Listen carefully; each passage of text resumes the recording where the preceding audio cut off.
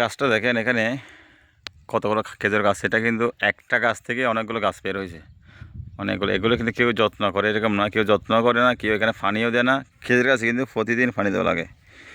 আল্লাহ তাআলার রহমত দেখেন এখানে কিন্তু পানি থাকা না, এটা এমনি ওয়াদি এলাকা। এইগুলা কি এটা কিন্তু এই যখন পানির স্রোত আসে এখানে, পানির স্রোতের সাথে এটা বেশি আসছে, তো আসার সময় এখানে আটকে গেছে। এখানে গাছটা আল্লাহ তাআলা মানে সৃষ্টি, এখানে উনি নিজেই জীবনযাপন করছে। তো সঙ্গে সঙ্গে আরও অনেক বাচ্চা কাচ্চা যেগুলো হয়েছে সেগুলো থেকে এখন অনেক বিশাল বড় একটা গাছ হয়ে গেছে। দেখেন এখানে মনে হয় 15-20টা গাছ হবে একসঙ্গে, কিন্তু কি এগুলো অনেকগুলো টানা। এগুলো আমাদের শহরে সবগুলো লাকড়ি ব্যবহার করতো, এখানে কেউ লাকড়ি হিসেবে ব্যবহার করে না। এখানে যেহেতু গ্যাস সস্তা, অনেক গ্যাস অনেক পাওয়া যায়, যার কারণে এখানে লাকড়ি কেউ ব্যবহার করে না।